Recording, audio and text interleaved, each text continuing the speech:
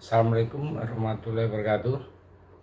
Selamat malam, salam sejahtera untuk kita semua. Salam Rahayu. 2 hari terakhir ini ada berita yang cukup menarik untuk kita sampaikan, yaitu 2 partai koalisi perubahan menyatakan Susi Pujiastuti layak jadi cawapres Anies Baswedan, yaitu Partai PKS dan Partai Nasdem. Opini 2 partai ini juga hampir sama seperti upaya untuk menggeser Agus Harimurti Yudhoyono atau AHY. Makin jelas, sementara Demokrat masih sibuk menghibur diri. Mereka percaya nama wakilnya Anies sudah ada di kantong. Anies tinggal umumkan, tapi sejak dulu mungkin sampai lebaran kuda nama cawapresnya masih di kantong, tidak kunjung dideklarasikan. Ini memang derita koalisi perubahan. Meski di luar koalisi ini terlihat solid, tapi di dalamnya sebenarnya terkesan sangat saling mengunci. Demokrat ngotot menyorongkan AHY, sementara PKS masih pikir-pikir, masih mau bermanuver. Anies sendiri pada akhirnya tersandra dengan banyak kepentingan. Memilih AHY berarti dia harus cukup menjadi anak bawang. Kondisinya persis seperti pelanduk yang ada di antara 2 gajah.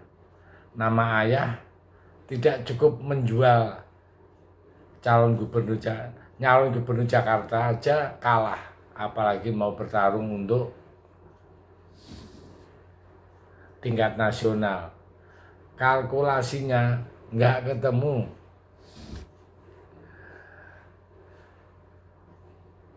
AHY itu hanya etalase gemerlap bagi Demokrat. Putra mahkota harus memiliki panggung. Targetnya bukan untuk menang, tapi memantapkan langkah 5 tahun ke depan. Itu sudah cukup. AHY puas, meski harus menelan kekalahan dulu. Di Jakarta juga begitu, targetnya bukan untuk menang, tapi melatih jiwa petarungnya agar siap menghadapi kontestasi akbar. Dan inilah momen yang ditunggu. Saat melihat peluangnya ada di samping Anies yang sedang terkunci, koalisi perubahan butuh partai karena ambang batas Nasdem dan PKS belum cukup. Celakanya partai ini sudah saling mengikat diri. Nah, mereka saling kunci mengunci. Ya. Sementara bursa surveinya tidak ada kenaikan apa-apa. Jadi mereka bisa di lain hati kalau memang mau tidak dipakai oleh Anies. Kalau sampai Anies tidak memakai AHY, dipastikan dia akan loncat. Jadi hal ini sangat sulit untuk koalisi perubahan. Selanjutnya untuk ada nama baru yang baru rame, yaitu Susi Pujiastuti. Telah menggeser dinamika sebelumnya. Kalau kemarin kan ada nama Mahfud, Khofifah dan Yeni, santer dengar, tapi mereka dengan tegas menolak. Mereka tahu maju bersama Anies hanya bisa berharap kalah, tapi kekalahan itu akan menjadi catatan dalam sejarah politik mereka. Catatan kekalahan yang tentunya tidak enak untuk diingat. Langkah Anies yang paling realistis adalah membuka komunikasi dengan bakal calon lain, ya. karena koalisi perubahan begitu rapuh, lebih baik menjadi bakal calon, tapi memiliki kemungkinan menang daripada harus menggantangkan angin berjudi di ruang hampa. Hari inilah Anies memang masih menikmati pertunjukan bagaimana pendaftaran capres, wacapresnya masih cukup lama. Masih ada waktu untuk berada di depan sebagai salah satu nama yang diperhitungkan. Dalam kondisi ini Demokrat sebenarnya telah menyiapkan langkah untuk melompat. Mereka hanya menunggu kepastian. Sebelum pintu pendaftaran tertutup, AHY masih bisa merapat ke Prabowo atau ke Ganjar. Tapi tentu saja bukan sebagai cawapres. Dia harus cukup puas berada di gerbong pemerintah jika nama yang dipilihnya menang.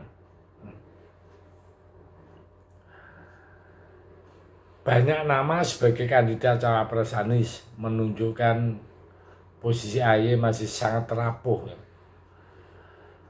Calon presiden memang juga banyak cawapresnya, tapi istilahnya tinggal tunjuk, tidak ada negosiasi apa-apa, ya, tidak semuanya pasti sekali tunjuk pasti menerima.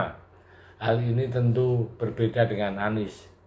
Partai pengusungnya saja masih ragu-ragu karena posisi Anies juga hanya nomor 3 dengan kecenderungan terus menurun. Elektabilitasnya ya, pelan-pelan bukan naik tapi malah berlanjut menurun terus.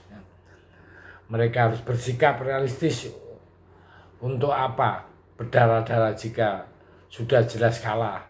Satu-satunya harapan ya, Anies saat ini adalah Ganjar dan Prabowo menjadi pasangan. Itu artinya dia memilih, punya peluang sebagai penantang, dengan catatan salah satu kandidat itu mengalami penurunan elektabilitas cukup tajam. Tapi jika posisi mereka masih terus bersaing ketat, sulit bagi Anies untuk mengambil tempat Pilpres ini. Pilpres itu butuh modal yang besar, butuh boil. Kalau mereka keluar uang, kalah, mereka tidak akan mau seperti itu. Karena memodali Pilpres itu dianggaplah sebagai pedagang. Modal dikeluarkan harus balik dan harus untung. Maka dari itu, untuk Pak Anies, siap-siaplah untuk tidak ikut kontestasi. Kenapa? Ya karena koalisi perubahannya masih adu jotos. Nanti kalau mengambil Susi, AHY gabung ke Ganjar, selesai sudah. Nah, ini catatan untuk Pak Anies direnungkan agar supaya nanti pas hari hanya tidak kaget. Oke, terima kasih. Merdeka.